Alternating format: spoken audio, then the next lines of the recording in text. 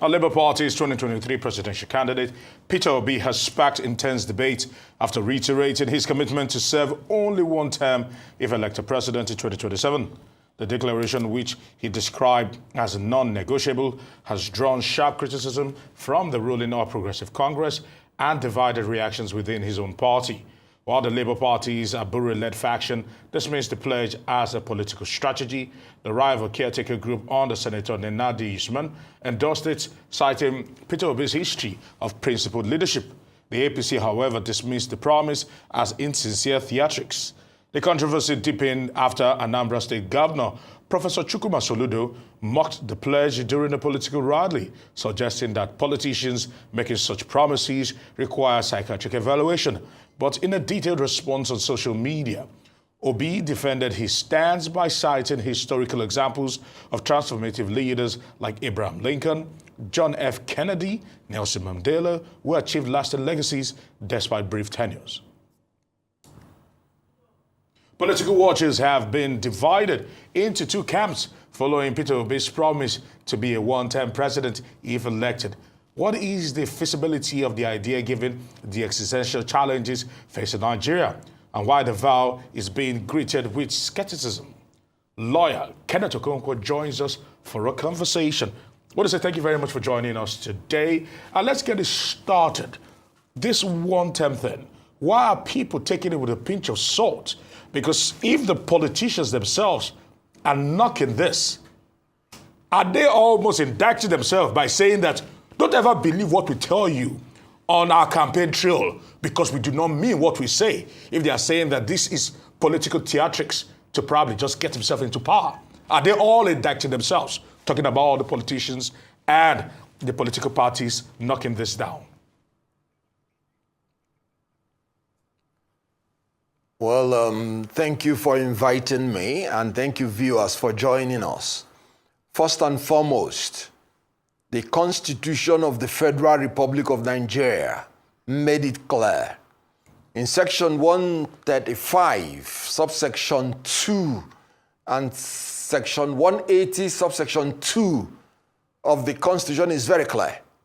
The term of a president or a governor is 4 years. 4 years. The Constitution was direct. He said the president, after spending 4 years in office, vacates his office. At times, politicians behave as if they don't have any job. So when somebody says he's going to spend only 4 years, he simply stated a constitutional provision. But here is just a little addition. The Constitution says you are no longer qualified to contest if you have contested for that position twice in previous elections. And this is by Section 137, subsection 1B, and Section 187, subsection 1B. So the issue here is this.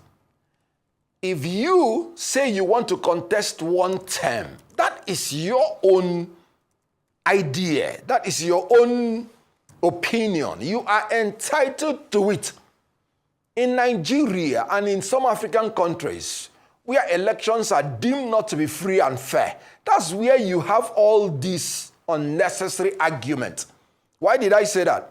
Even abroad, you're not sure, even when you're an incumbent, whether if you contest, whether you will win. That is where you will know that your term of office is not 8 years, it's not 2 terms, it's 1 term. So it ought not to even be a point of argument. Because even if you are an incumbent, if you recontest, you can fail. The only thing the Constitution says is that if you fail 100 times, if you have not been elected twice, you are still qualified to be governor or president. So for me, I do not see any issue whatsoever, except, like you said, distrust of themselves, and 2, because of the belief that there is no free and fair election. If there is free and fair election, then the issue of 2-term, 8 years would not arise. But here is another issue. Because of our rotational arrangement, which has this proposition of 8 years for South, 8 years for North, politicians now do not want to place themselves in a disadvantaged position Because 4 years having been taken by a southern politician, if you are a fresh politician and you want to do another 8 years, you will know that you are dead on arrival. So it's a political strategy on its own for you to accede that you will do 4 years. It is not because the politician did not want to do 8 years, no. But he knows that he has only 4 years left from the southern, remaining term. But here is another issue. By agreeing you will do 1 year, you do 4 years, you have also agreed that if there is any other northerner that say he will do also 4 years, then both of you are at the same level of equity because there would be no injustice either section. So there's nothing wrong in a party, for instance, especially an opposition party that doesn't have an incumbent, saying in order that Nigerians will be free to trust them, that they are going to have a transitional government whereby whoever is going to contest would have to agree to do 1 term and do not exercise his constitutional rights to recontest. A party can do that, so that whether they present a candidate from the north or from the south, the Nigerians from either section will not feel that they have been betrayed or an injustice meted out to them. For instance, if a northerner wins in another political party and commits to do 4 years, then what it means is that the south and the north has shared for 4 years like they did during the Yaradua Goodluck Jonathan period, and there will be no injustice. So there is nothing, absolutely nothing that ought to raise concerns or arguments. But like you said, a man who kills by the sword does not like people to wave sword at his back. So politicians have made themselves very untrustworthy. So they go the extra mile to prove themselves when they make any proposition. All right, Mr. Konkwo, that's noted. A lot of people might have focused on the what in terms of what was said, but you've drawn some focus to the why this move might have been made in terms of the rotational arrangement and being a political strategy. But let's examine at the why a bit closer. Do you think there are any personal reasons that might not be overt for this declaration being made by the aspiring president of Nigeria? No. It's purely a political strategy. There is nothing hidden about it because every politician would want to complete his 2 terms if he has the opportunity. But of course, if this were 2023, the same politician and presidential candidate or aspirant would not make the same promise. Like I said, as it stands today, a southerner has taken 4 years.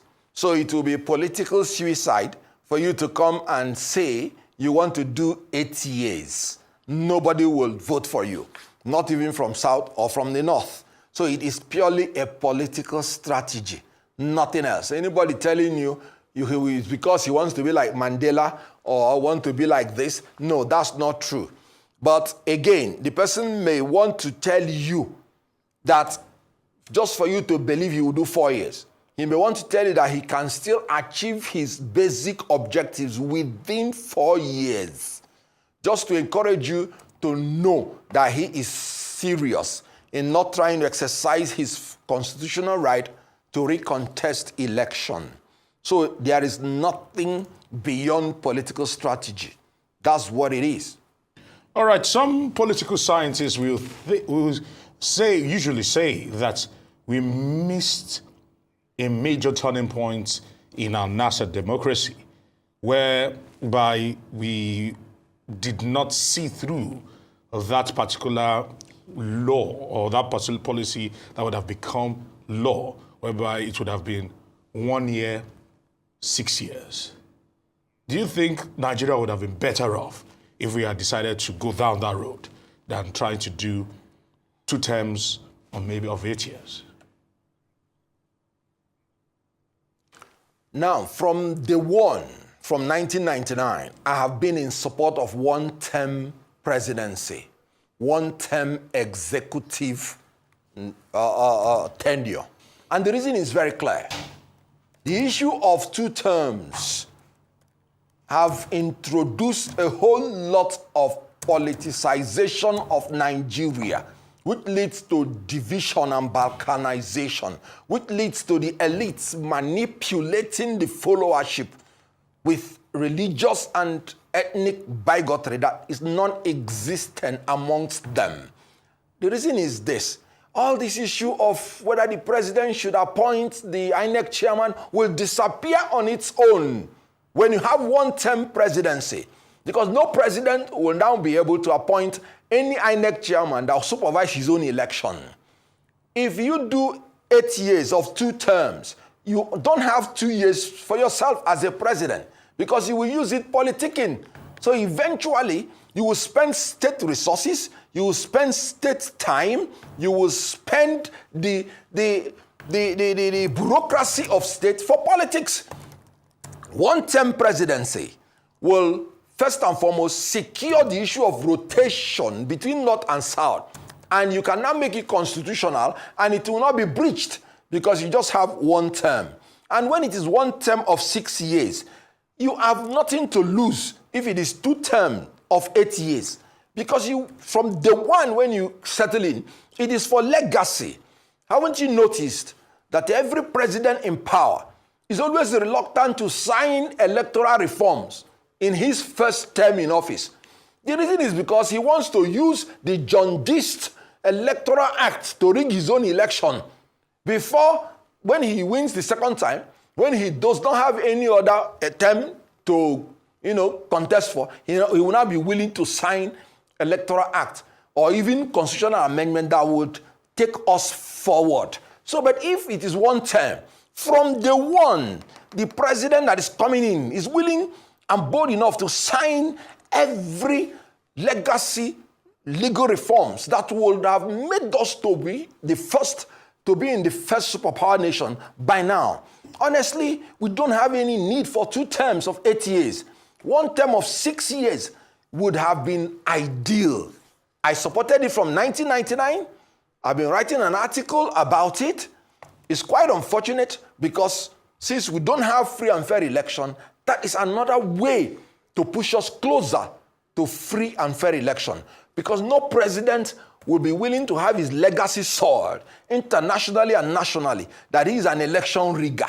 So if he's not going to be the one supervising his own election, our election will get cleaner and cleaner until we get to the best time. Our economy will get stronger and stronger because he comes in immediately and he will not talk about using the resources for politics, but using it for development because he cannot use it for his own election. So it is all good, 1 term, politically, socially, economically, and otherwise. And everybody should please work hard so that we can have it. Indeed, Mr. Okonkwo, you've said that you've been an advocate of this 1 term since 1999, giving us the reasons why, from effective governance to strengthening our democracy. But do you think, with how things look right now, if you look at all the factors in play right now, how soon do you think we'll get to a point in Nigeria where a 1-term presidency will go from ideal to reality? It can happen tomorrow. This president changed the national anthem within a week. The political will is there, but they don't want to use it for what will be good for Nigeria, for selfish reasons. Just because this president may want to do 8 years. What if God, in his own infinite mercy, terminates you and you just do only 4 years? Which one would have been better for you? So I agree with you. The time is now. Today is the best time for the constitution to be amended for that 1-term presidency.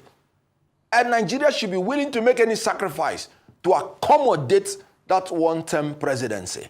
So it is purely, a political mess that the National Assembly, every session, they will say constitutional amendments.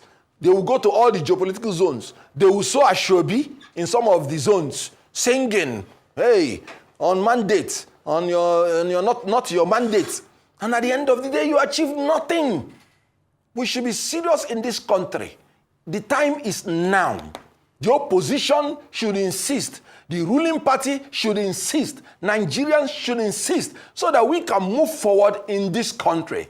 It is lack of interest, lack of intention, lack of desire to do it. Because this president is completely in charge of the National Assembly. He's completely in charge of majority of the states. Anything he wants done can be done. But he is very, very, very bold, very, very audacious in taking wrong decisions. But the right ones, unfortunately, sorry. All right. The incompetence and corruption of this government is what is hindering them. I want to say many thanks to you, Barrister Kenneth Okonkwo, for your time here on Newsday.